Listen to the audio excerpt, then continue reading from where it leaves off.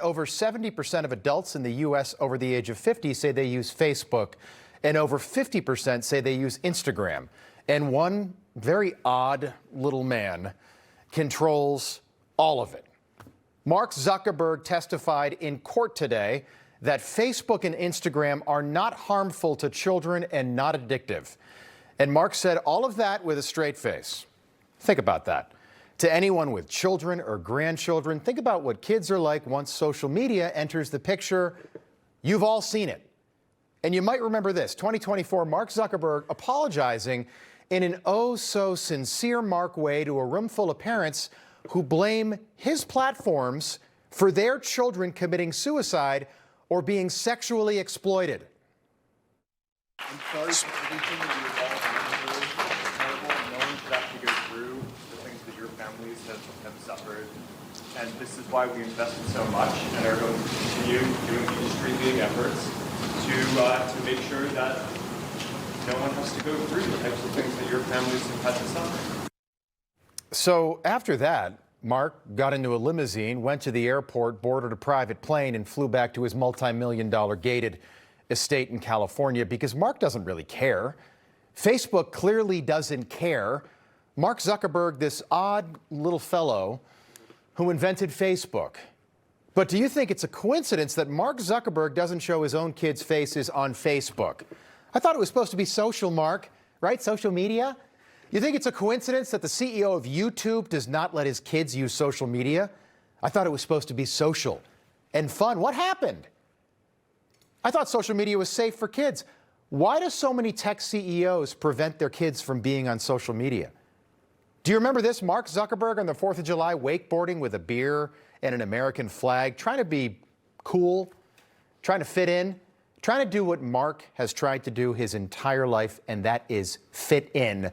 But Mark does not fit in, even though he's got hundreds of billions of dollars. So what did Mark do? Well, he created a virtual world with no regulations, no government regulations, called Facebook, and Facebook is now hurting people. Mark claims that it's not, but we've seen all this before. Do you remember when tobacco CEOs testified in Washington with straight faces that cigarettes are not addictive? Yes or no? Do you believe nicotine is not addictive? I believe nicotine is not addictive, yes. Mr. Johnston. Congressman, cigarettes and nicotine clearly do not meet the classic definitions of addiction. There is no intoxication. We'll take that as a no. And again, time is short. If you could just, I think each of you believe nicotine is not addictive. We just would like to have this for the record. I don't believe that nicotine or our products are addictive. I believe nicotine is not addictive. I believe that nicotine is not addictive. I believe that nicotine is not addictive. And I too believe that nicotine is not addictive.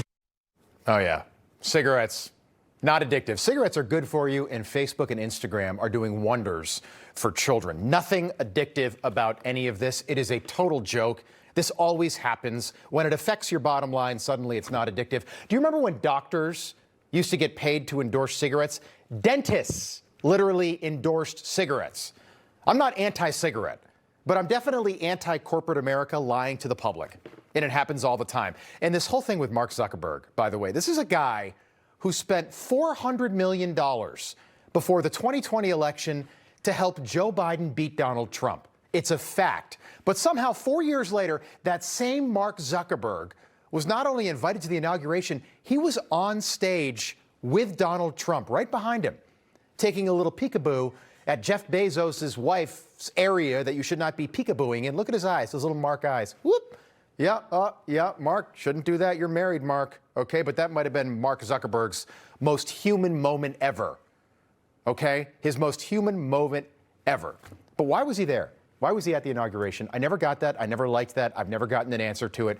Mark Zuckerberg literally kicked Donald Trump off Facebook after January 6th, but he's on stage with him at the inauguration. That never made any sense to me. And Jeff Bezos, what is your wife wearing, by the way?